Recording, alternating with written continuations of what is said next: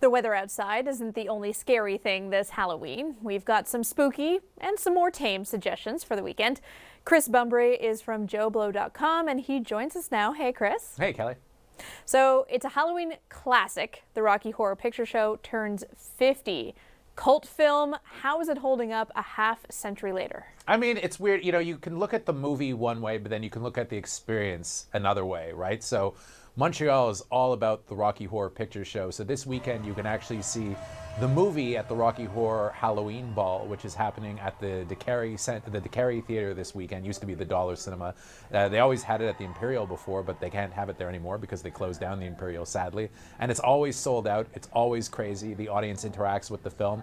But also at the Mainline Theater, they're doing the Rocky Horror Show, which is the Broadway play that the film is based on. So, you know, Montreal goes all in on this, and I actually feel bad, you know, talking about it not being dressed up. I feel very underdressed today. I should have come in costume. I won the competition, actually, that they have there 2 years in a row once.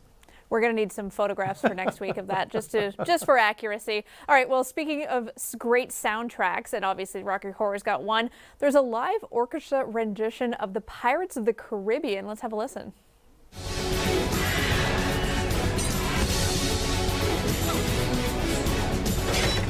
Jets all remember Captain Jack Sparrow. So is this a way to make the symphony more accessible to people?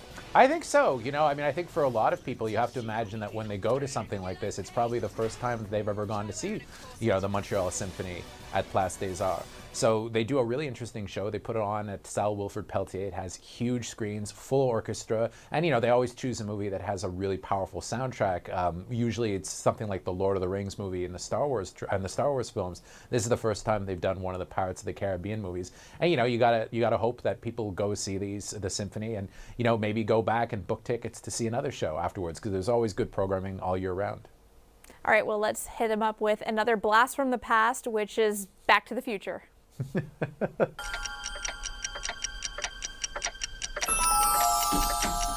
When this baby hits 88 miles per hour. All right, I have to admit, I have never seen Back to the Future, but What? It's celebrating 40 years, I know. How is that possible? How much of this is about nostalgia?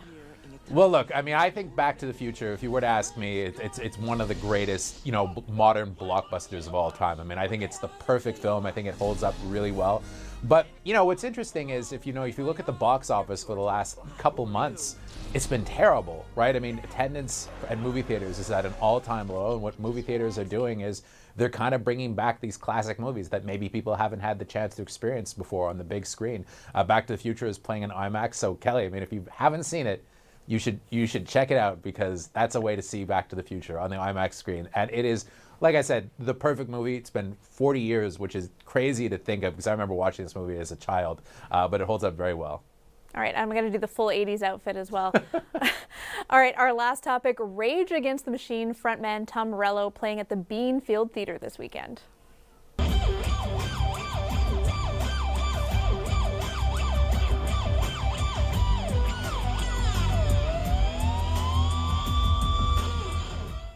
All right, some awesome playing, but is this more than just a concert and about the music? It is more than just a concert. I mean, Tom Morello will play some of his Rage Against the Machine songs, and he also plays a lot of Woody Guthrie covers, but a lot of it is storytelling. A lot of it is engaging with people politically. You know, Tom Morello and Rage Against the Machine, they were always a band that was very much of the time and very engaged politically, and I think that this show kind of reflects that.